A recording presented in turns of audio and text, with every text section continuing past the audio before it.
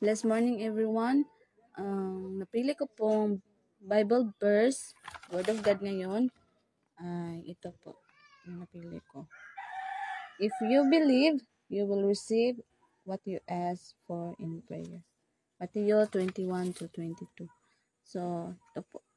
Naniniwala po ako sa Word of God na ito dahil ngayon lang pong 2025, February, nakaranas po kami ng pagsubok sa buhay dahil na-scam kami sa isang platform, online platform na mag-invest ng pera, tutubo daw, yun yung pera namin na naipon, yun yung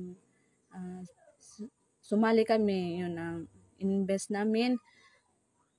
Hindi lang po nagtagal yung platform ay biglang yung may-ari sabing goodbye Empire Japan. Hindi ko alam kung taga-saan po siya. So yun po, scam. Na-scam kami, naubos po yung pera namin. Tapos may mga bayarin pa kami, may loan kami na babayaran every Friday.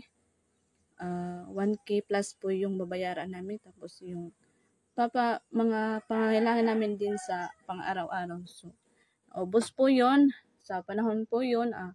Wala pong trabaho yung asawa ko dahil tumigil po siya sa trabaho niya dahil may po siya sa katawan niya, may dinadamdam. So, nagpahinga muna siya. Yun lang po yung ipon namin na scam pa. Sa panahon po yun, umiyak na lang po ako dahil wala na pong nagawa dahil na-scam po yung pera. So, nagdasal po ako kay Panginoong Jesus na sana po ay bigyan kami ng magkahanap may ng paraan na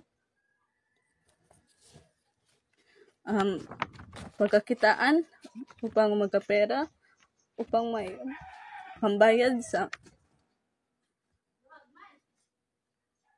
aming loan, sa pambili sa pang-araw-araw namin. So, yun po, wala akong ibang kinakapitan kundi ang pagdarasal at naging aral po sa akin at naging testimony na at na hindi agad-agad maniwala sa mga online platform. So, yun po. At ang naging ko lang po dito sa Word of God ay kung may paniniwala po tayo na kay Panginoong Hesus at sa pamamagitan ng ating dasal ay ito po yung naging connection ko sa Kanya dahil naniniwala po ako na there is power in prayer. So, ngayon po, kahit na may pagsubok na dumating noon, matagal-tagal po. Pero ngayon lang po 2025 yun nangyayari. So, nagpapasalamat pa rin ako dahil nakaraos kami sa pagsubok na yun. So, thank you Lord Jesus. Nakaraos po kami at ngayon po ay nakahanap po ng trabaho yung asawa ko. May trabaho na po siya. So, hindi na po kami nahihirapan sa mga pangangailangan namin ngayon. So, yun lang po. Maniwala lang po tayo dahil hindi tayo pabayaan ni Panginoong Hesus. Dahil alam po niya yung mga pinagdaanan dahil pagkatawang tao po siya para upang naranasan din niya yung naranasan natin na pagsubok sa buhay. Yun lang po. God bless everyone and Jesus love us.